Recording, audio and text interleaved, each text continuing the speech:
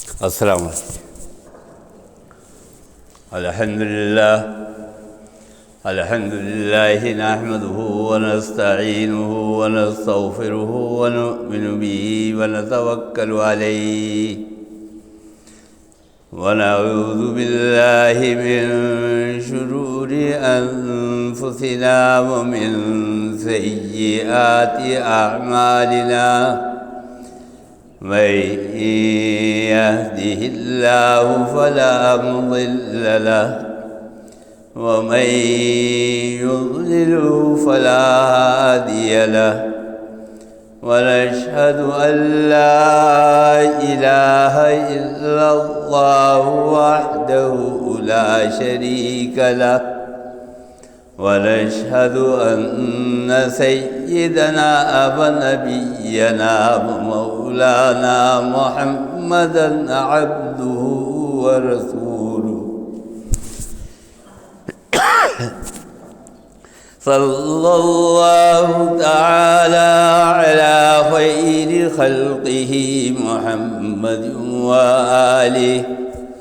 وآله وأصحابه أجمعين. أما بعد، فأعوذ بالله من الشيطان الرجيم. بسم الله الرحمن الرحيم. شهر رمضان الذي أنزل فيه القرآن هدى للناس وبينات من الهدى والفرقان، فمن شهد منكم الشهر فليصم، ومن كان مريضا أو على سفر فعدة من أيام أخر، يريد الله بكم اليسر ولا يريد بكم العسر، ولتكملوا العدة ولتكبروا الله على ما هداكم ولعلكم تشكرون. صدق الله مولانا العظيم، وصدق رسوله النبي الكريم، ونحن على ذلك من الشاهدين والشاكرين، والحمد لله رب العالمين.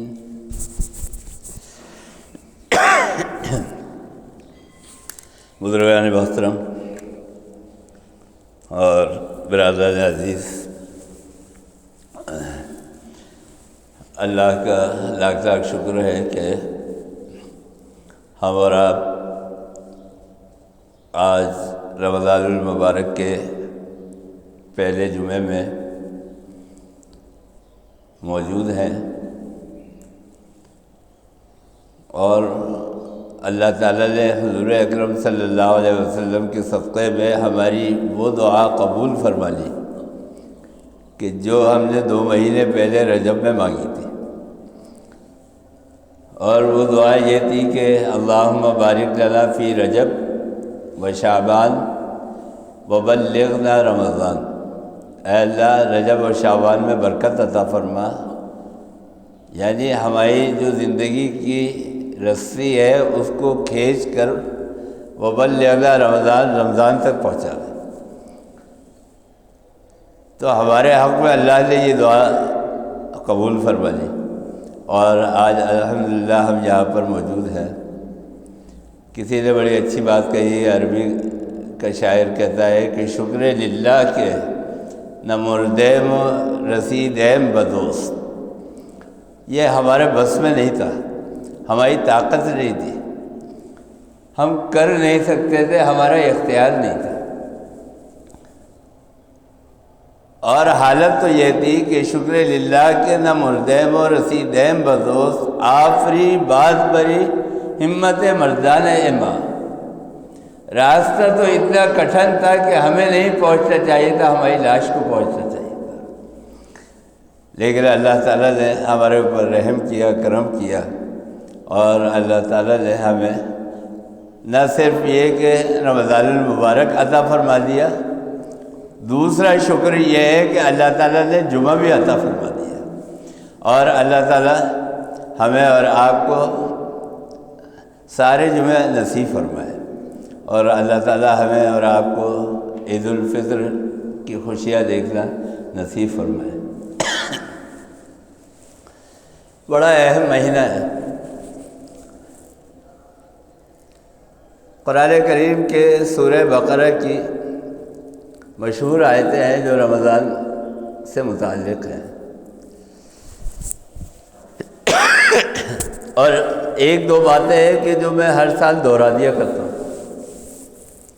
تو بہت سارے لوگ کہتے ہیں کہ مولانا صاحب آپ وہی باتیں کرتے ہیں جو پہلے کی تھی۔ بھئی کیا کریں، وہی دال روٹی پہلے بھی کھا رہے تھے، وہی اب بھی کھا رہے ہیں، 50 سال سے وہی کھا رہے ہیں، کسی نے نہیں بولا بھئی آپ یہ کیوں کھا رہے ہیں، روٹی کیوں کھا رہے ہیں، چھوڑے آپ گھاس کھائیں۔ ہمارے وزیر اعظم نے تو کہہ دیا تھا بھئی گھاس کھائیں، ہماری تو معیشت ایسی ہے۔ تو بعض چیزیں ایسی ہیں کہ وہ ریپیٹ ہوتی ہے اور وہ زندگی کا حصہ ہے، فطرت ہے۔ کچھ باتیں ایسی ضروری ہوتی ہیں قرآن کی اور احادیث کی۔ مثلاً میں ایک جملہ عرض کر دیا کرتا ہوں، ہمارے استاد مولانا احترام اللہ تھانوی صاحب بہت زور دیتے تھے اس بات پہ، اور یہ وہ چیز ہے کہ جس کے اندر علماء اور مولوی غلطی کر جاتے ہیں، سہو ہو جاتا ہے، تو میں ہر سال اسی لیے اس کو دہراتا ہوں۔ کبھی بھی آپ سحری اور افطار ٹی وی اور ریڈیو کے بھروسے پہ نہ کریں، اور امام کو وہ یہ ہدایت کرتے تھے یہاں بھی کہ جس وقت سحری کا وقت ختم ہو اس وقت آپ اذان نہ دیں، کیونکہ اذان کے لیے جو وقت ہے وہ الگ ہے اور جو سحری کے لیے وقت ہے وہ الگ ہے۔ اسی لیے آپ نے دیکھا ہوگا کہ رمضان کے علاوہ جب نماز ہوتی ہے فجر کی تو اس میں تقریباً پون گھنٹے کا وقفہ ہوتا ہے، اسی کہ فجر کا وقت الگ ہے۔ یہ جو ہم اٹھتے ہیں سحری کرتے ہیں یہ اصل میں رات کا حصہ ہے، اور جب یہ رات کا حصہ ختم ہو کے صبح کی طرف جاتا ہے تو یہ کہلاتی ہے صبح کاذب۔ ایک سفید سی باریک سی لکیر کبھی اگر آپ نے آسمان پہ دیکھی ہو تو جب یہ سحری کا وقت ختم ہو رہا ہوتا ہے، جیسے 5:24 ہے، تو اس وقت ایک ہلکی سی سفید سی لکیر آپ کو آسمان پہ نظر آئے گی، اور وہ بس ایسے ہی جیسے عید کا چاند نظر آئے اور ایک دم غائب ہو جاتی ہے۔ تو اس کو عربی میں کہا جاتا ہے کاذب، یعنی جھوٹی، یعنی ایک دم آ کے غائب ہو جانا۔ اس لکیر کے وقت میں آپ نے سحری ختم کر دی ہے، یہ شرعی مسئلہ ہے، اس لیے میں بیان کر رہا ہوں۔ اس صبح کاذب کے اندر جو 5:24 آج غالباً تھا، اس کے اندر آپ نے سحری ختم کر دی ہے۔ اب جب یہ لکیر کے بعد 2 منٹ ہو جائیں گے اور وقت جو ہے کاذب سے صادق میں داخل ہو جائے گا، وہ وقت ہے کہ اب فجر کے وقت کی ابتدا ہو رہی ہے۔ لیکن جیسے میں نے کہا عام دنوں میں ہم نماز پڑھتے ہیں تو تاخیر سے 40 منٹ کی تاخیر سے پڑھنا افضل ہے، لیکن وقت شروع ہو جائے۔ جب آپ صبح صادق کے اندر داخل ہوئے 5:26 پہ وقت داخل ہو گیا۔ اچھا اب ہمارے ہاں ایسا مسئلہ ہے جہاں سحری کا وقت ختم ہوا 5:24 پہ، اور مولوی صاحب نے بائک کھولا اور دھڑ سے اذان دے دی۔ علماء نے لکھا ہے، فقہاء نے اس کی تشریح کی ہے کہ اذان واپس لوٹانی پڑے گی، دوبارہ دینی پڑے گی۔ اگر سحری کے ٹائم کے ختم پہ صبح کاظم میں اذان دے دی ہے تو وہ اذان لوٹانی پڑے گی، اذان نہیں ہوئی۔ وہ صحیح سمجھتے ہی نہیں۔ اچھا، اب دوسری غلطی عوام کرتے ہیں۔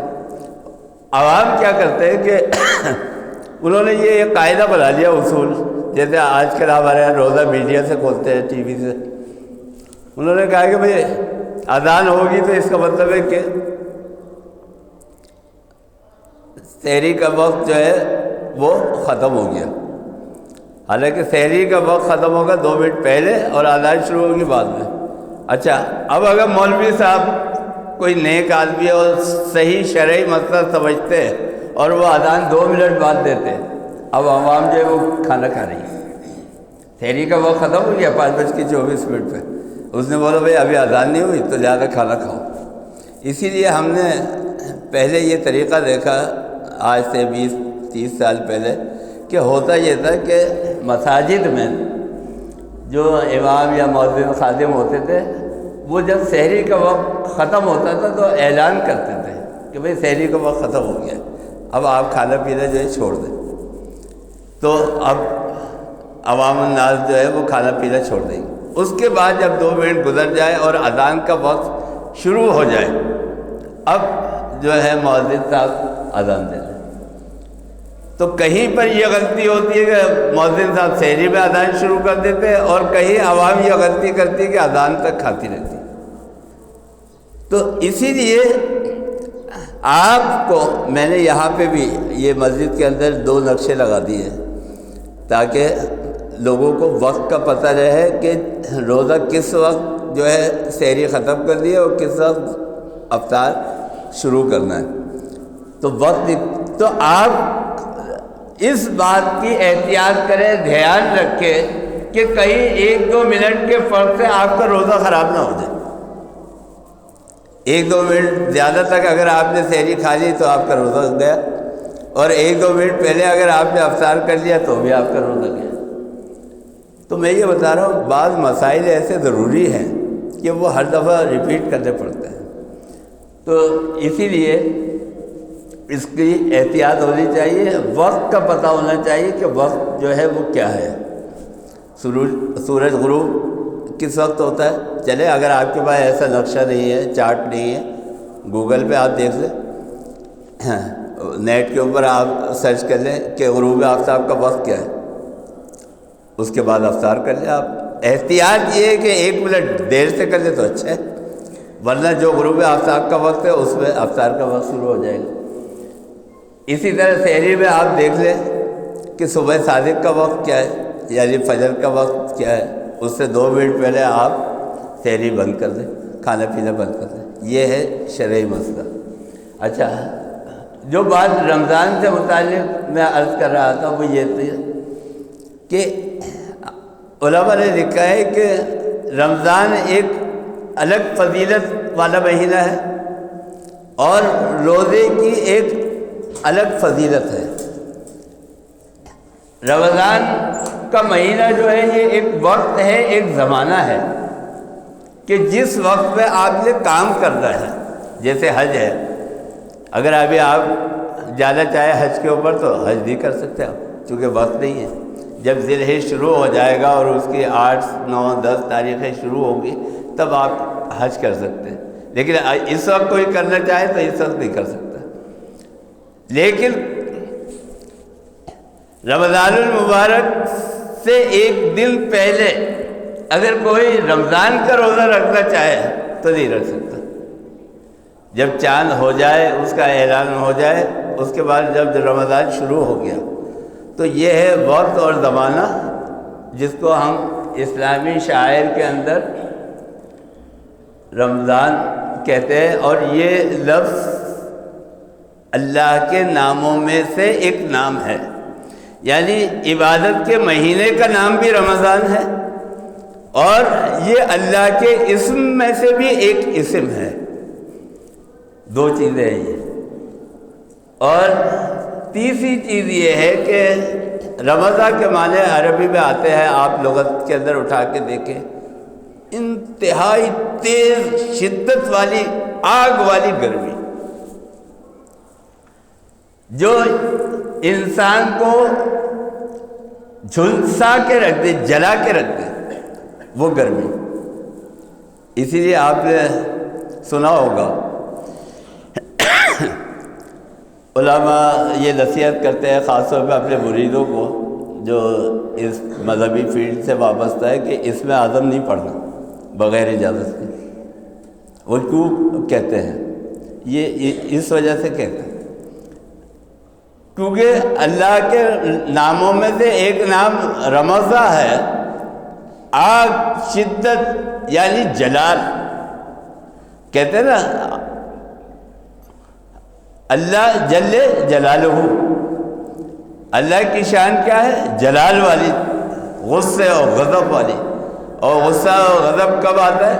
جب آپ کے بدن میں دماغ کے اندر گرمی چڑھ جائے. کوئی بات آپ کو بری لگی، آپ کے دماغ کے اوپر گرمی چڑھی، ایک دم آپ کو غصہ آ جائے گا، جلال آ جائے گا. اچھا کچھ چیزیں ایسی ہیں آپ کہیں گے بھائی اللہ تعالیٰ کو جلال آتا ہے، چلے ہمیں آئے تو یہ ایک اچھی چیز نہیں ہے کہ بھائی غصہ آنا، غضب کا اظہار کرنا، غیظ و غضب کا، یہ اچھی چیز نہیں. اللہ تعالیٰ تو پاک صاف ذات ہے، اللہ تعالیٰ کو کیوں جلال آیا؟ تو نہیں آنے چاہیے. لیکن اللہ تعالیٰ کی مصلحت ہے.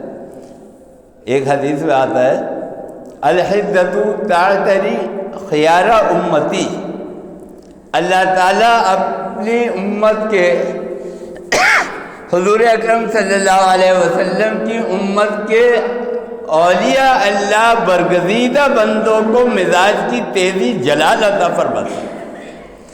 الحدۃ تعتری خیار امتی ومن شوہ الغیرۃ علی الدین. لیکن اس کا مقصد بیوی بچوں پہ غصہ اتارنا نہیں ہے، خاندان والوں پہ غصہ اتارنا نہیں ہے، اسکول کا ماسٹر بچوں کے اوپر غصہ اتارے، یہ منشا نہیں ہے. منشا کیا ہے کہ جب دین کا معاملہ آ جائے تب اپنی غیرت کا اور غصے کا اظہار کرے کہ تم نے یہ غلط کام کیسے کیا، تم نے فلانے کی غیبت کیسے کی، تم نے فلانے کی چوری کیسے کی، تم نے فلانے کا حق کیسے مارا، تم نے فلانے کی جائیداد کیسے کی. وہاں ہم ٹھنڈے پڑے رہتے ہیں.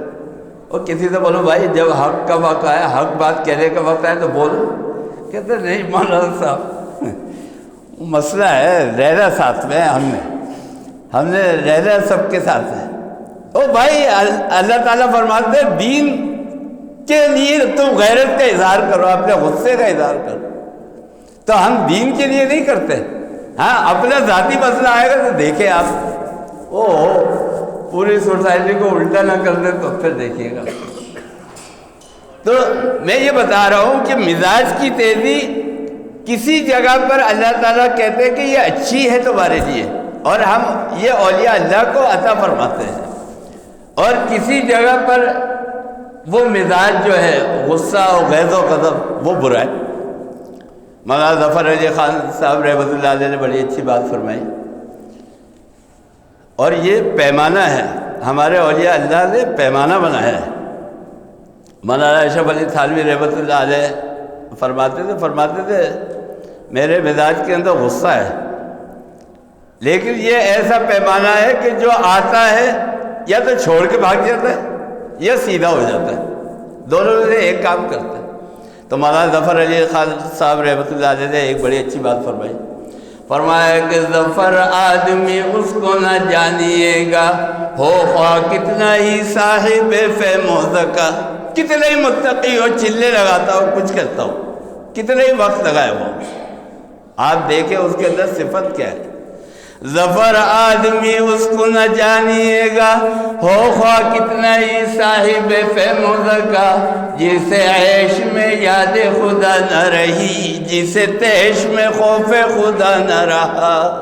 غصے کے وقت جب ہم نکاح ہوتا ہے نا اور بیوی ہمارے ہاتھ پہ آتی ہے، گھر کے اندر آتی ہے، تو تینوں آیتوں کے اندر اللہ تعالیٰ فرماتے ہیں خطبہ لکھا کہ اللہ سے ڈرو، اس کے معاملے میں جو برتاؤ کرو گے تم اللہ سے ڈرنا، کوئی بھی کام کرنے سے پہلے یا ایھا الناس اتقوا یا ایھا الذین آمنوا اتقوا اللہ حق تقاتہ یا ایھا الذین آمنوا اتقوا اللہ وقولوا قولا سدیدا، ڈرنا اللہ سے، یہ متقی کی نشانی ہے۔ تو کیا ہے؟ فرمایا کہ ظفر آدمی اس کو نہ جانیے گا، ہو خواہ کتنا ہی صاحب فہم و ذکا، جسے عیش میں یاد خدا نہ رہی، جسے تیش میں خوف خدا نہ رہا۔ جب غصہ آئے بندے کے معاملے میں تو اس وقت اپنے آپ کو ٹھنڈا کر لو۔ حدیث میں آتا ہے کہ اگر تم کھڑے ہوئے ہو اور لڑائی ہو رہی ہے، غصہ ہے تمہارے اندر، بیٹھ جاؤ، اور اگر بیٹھے ہوئے ہو اور بیٹھ کے لڑائی جھگڑا ہو رہا ہے لیٹ جاؤ، اور اگر لیٹے ہوئے ہو تو کھڑے ہو جاؤ۔ مقصد یہ کہ اپنی حالت کو تبدیل کر لو، اور اگر یہ نہیں ہوتا، برداشت نہیں ہے، تو پھر دیکھیں آپ وہاں سے آپ ہٹ جائیں، بھائی میں جا رہا ہوں، وہاں سے ہٹ جائیں، یہ ہے۔ ہاں جب معاملہ اللہ کا اور اللہ کے دین کا آ جائے پھر آپ نکالیں ڈنڈا، جو بات ہے وہ صحیح ہے، حق کا ساتھ۔ تو رمضان کے معنی میں بتا رہا تھا جلال، غیظ، غضب، غصہ، یہ اللہ کا نام ہے رمضان، ایک نام ہے مہینے کا اور وہی نام اللہ کا بھی ہے، یہ اس میں صفاتی نام ہے۔ شہر رمضان الذی، اس کی فضیلت کیا ہے؟ انزل فیہ القرآن، اس میں ہم نے قرآن نازل کر دیا۔ اور فضیلت کیوں ہے رمضان میں اترنا؟ رمضان کی فضیلت قرآن کے ساتھ کیوں ہے؟ ھدی للناس، یہ لوگوں کے لیے ہدایت ہے،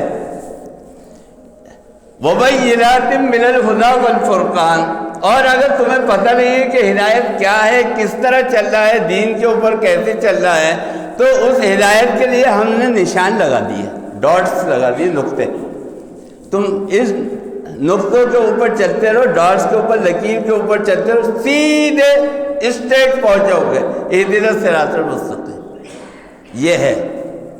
اور یہ غیر مسلم کے لیے بھی ہے اور یہ مسلمانوں کے لیے بھی ہے، ایمان والوں کے لیے بھی ہے۔ ھدی للناس کے اندر سب آ گئے، چاہے وہ مشرک ہو، بت پرست ہو، کوئی بھی ہو۔ میں نے پچھلے جمعے میں بھی اس کی تفصیل عرض کی تھی، تو آپ کو اس کے اندر گائیڈ لائن ملے گی۔ اگر غیر مسلم چاہتا ہے کہ اس کو پتہ چلے حق کیا ہے، صحیح مذہب، صحیح دین کیا ہے، تو اس کو بھی گائیڈ لائن ملے گی۔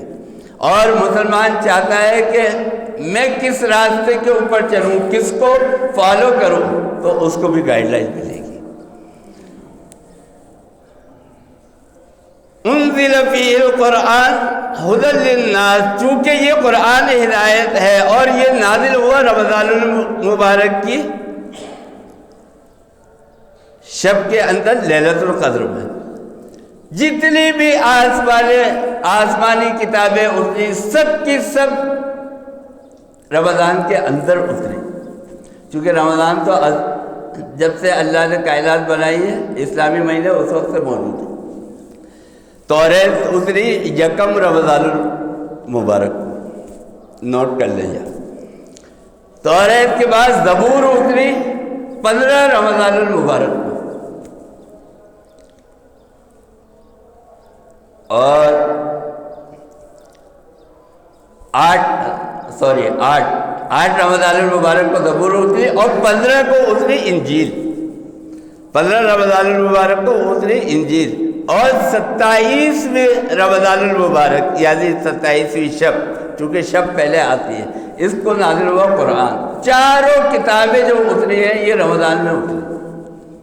یہ ہے رمضان کی فضیلت کہ اللہ تعالیٰ نے جب بھی اپنے کلام کو اتارنے کا فیصلہ کیا، یہ کیا کہ رمضان المبارک کے مہینے میں اتارے، نہ ربیع الاول میں، نہ محرم میں، نہ ذی الحجہ میں، کسی میں نہیں، رمضان میں نازل ہوگا۔ 27 رمضان المبارک کو نازل ہوا۔ تو میں یہ بتا رہا تھا یہ ہدایت ہے، قرآن کریم کو سے ہر ایک کو ہدایت ملے گی۔ انزل فیہ القرآن ھدی للناس وبینات من الھدی والفرقان، اور جب آپ یہ پوچھو گے کہ بھائی میں کس کے پیچھے چلوں، یہ کوئی مولوی کچھ کہتے کوئی، تو یہ فرقان ہے، فرق کر دے گی، الگ الگ کر دے گی، جو غلط ہوگا اس کو الگ کر دے گی اور جو صحیح ہوگا اس کو الگ کر دے گی۔ پڑھنے والا اس بات کو سمجھ لے گا کہ صحیح راستہ کیا ہے اگر وہ قرآن پڑھے گا۔ یہ ہے اس کی فضیلت رمضان کی اور قرآن کی۔ والفرقان فمن شہد منکم الشہر فلیصم، جب آ جائے، حاضر ہو جائے رمضان المبارک کا مہینہ، تو پھر کیا کرو؟ پھر تم اس کے اندر روزے رکھو۔ اچھا، اس سے پہلے کہ ایک آیت جو میں نے پچھلے جمعے بھی پڑھی تھی جس کے اندر روزے کی فرضیت کا ہے، اس آیت میں اور اس آیت میں کیا فرق ہے؟ فرمایا کہ یا ایھا الذین آمنوا کتب علیکم الصیام کما کتب علی الذین من قبلکم لعلکم تتقون ایاما معدودات فمن کان منکم مریضا او علی سفر فعدۃ من ایام اخر۔ سن 2 ہجری میں روزے فرض ہو رہے، مسلمان ابھی نئے نئے ہیں، لوگوں نے نئے نئے اسلام قبول کیا، تو اللہ تعالیٰ نے کہا کہ پتہ نہیں بھائی یہ مانیں گے بھی نہیں مانیں گے، تو آسانیاں پیدا کی۔ کیا آسانیاں پیدا کی؟ فمن کان منکم مریضا او علی سفر فعدۃ من ایام اخر، کہ اگر تم بیمار ہو جاؤ یا سفر میں ہو تو روزوں کو مؤخر کر دینا۔ یہ تو اب بھی ہے، لیکن اس میں اور اس میں حکم میں ایک فرق ہے۔ فمن کان منکم مریضا او علی سفر فعدۃ من ایام اخر وعلی الذین یطیقونہ فدیۃ طعام مسکین، اور اگر تم طاقت رکھتے ہو، یعنی آپ اگر اس وقت جب یہ پہلا حکم نازل ہوا ہے اس وقت یہ تھا کہ آپ کو آپشن دے دیا روزہ رکھ لو یا فدیہ دے دو، لیکن آگے اور بھی چیزیں آ رہی ہیں۔ اس وقت یہ تھا کہ آپ مسلمان نئے نئے ابھی آئے ہیں، ابھی نئے نئے اسلام قبول کیا ہے، روزہ ایک مشکل مشقت والی عبادت ہے، تو ایسا نہیں ہو کہ ان کے اوپر گرانی ہو، ان کو یہ آپشن دے دیا کہ روزہ رکھو، لیکن اگر تمہارے پاس پیسے ہیں، طاقت ہے، اور تمہیں ایک آپشن دیا ہے کہ تم اگر چاہو تو فدیہ بھی دے سکتے ہو، یہ آپشن تھا۔ لیکن پھر آگے کیا حکم آ رہا ہے؟ وَعَلَى الَّذِينَ يُطِيقُونَهُ فِدْيَةٌ طَعَامُ مِسْكِينٍ فَمَن تَطَوَّعَ خَيْرًا فَهُوَ خَيْرٌ لَهُ وَأَن تَصُومُوا خَيْرٌ لَكُمْ إِن كُنتُمْ تَعْلَمُونَ، لیکن روزہ رکھ لو تو زیادہ اچھا ہے، تمہارے حق میں بہتر یہ ہے کہ روزہ رکھ لو۔ اچھا، اب جب مسلمانوں نے روزہ رکھنے شروع کر دیے اور ایک ذہن بن گیا کہ بھائی یہ عبادت اللہ کے لیے کر دی، اب یہاں پہ جو حکم آیا اس کے اندر تھوڑی تبدیلی آئی۔ وَمَن كَانَ مِنكُم مَرِيضًا أَوْ عَلَىٰ سَفَرٍ فَعِدَّةٌ مِّنْ أَيَّامٍ أُخَرَ، اب ہر ایک کو فدیہ نہیں چلے گا، اب فدیہ صرف اس کو چلے گا جو بیمار ہے، اور بیمار کیا ہے کہ صحت مند ہونے کی امید نہ ہو، یا بڑھاپے میں کمزوری اتنی بڑھ گئی ہو کہ طاقت واپس نہ آ سکتی ہو، یا جان کا خطرہ ہو روزہ رکھنے کے بعد، یہ بیمار کی ڈیفینیشن کے اندر آتا ہے۔ تو فرمایا کہ وَمَن كَانَ مَرِيضًا أَوْ عَلَىٰ سَفَرٍ فَعِدَّةٌ مِّنْ أَيَّامٍ أُخَرَ، اگر سفر میں ہو یا بیمار ہو جاؤ تو اس کو پھر بعد میں دوسرے ایام کے اندر ان روزوں کو تعداد کو پورا کرو، یہ ہے۔ اور بڑی اچھی بات فرمائی، یرید اللہ بکم الیسر ولا یرید بکم العسر، اللہ تعالیٰ کہتا ہے کہ ہم تمہارے لیے مشکل نہیں پیدا کرنا چاہتے ہیں، یہ نہیں کہ بس نہیں تم نے روزہ رکھنا ہے، بیمار ہو، کچھ بھی ہو، شوگر ہو، کینسر ہو، نہیں روزہ رکھتا ہے، نہیں، ہم جانتے ہیں تمہارے مزاج کو، جانتے ہیں تمہیں دیکھ رہے ہیں، تمہاری طبیعت سے واقف ہے، تو لہذا تمہارے لیے یرید اللہ، اللہ آسانی چاہتا ہے، وَلَا يُرِيدُ بِكُمُ الْعُسْرَ، مشکل نہیں چاہتا، وَلِتُكْمِلُوا الْعِدَّةَ وَلِتُكَبِّرُوا اللَّهَ، سبحان اللہ۔ اللہ تعالیٰ فرماتے ہیں کہ تم یہ گنتی پوری کرو، اور جب گنتی پوری ہو جائے تو اس کے شکر کے اندر اللہ کی بڑائی بیان کرو، اور ہم یہی چاہتے ہیں کہ تم اللہ کا شکر کرو، لعلکم تشکرون، تم شکر ادا کرو اللہ تعالیٰ کا۔ اور شکر ادا کب ہوگا؟ جب تم اللہ کی بڑائی بیان کرو گے اس بات پر کہ اللہ نے توفیق دی اور ہم نے روزے پورے کر۔ تو یہ رمضان المبارک کا مہینہ جو ہے یہ بڑا فضیلت والا مہینہ ہے، جشن نزول قرآن کا مہینہ ہے، روزے کی عبادت کا مہینہ ہے۔ میں یہ بتا رہا تھا کہ رمضان کی فضیلت الگ ہے، روزے کی فضیلت الگ ہے۔ اللہ تعالیٰ ہمیں اور آپ کو سب کو ہمت اور طاقت عطا فرمائے اور ہمیں رمضان المبارک کے آخر تک تمام عبادتوں کو مکمل کرنے کی توفیق عطا فرمائے۔ اللہم ارنا الحق حقا وارزقنا اتباعه وارنا الباطل باطلا وارزقنا اجتنابه، وصلی اللہ تعالی علی خیر خلقہ محمد وآلہ واصحابہ اجمعین برحمتک یا ارحم۔ آگے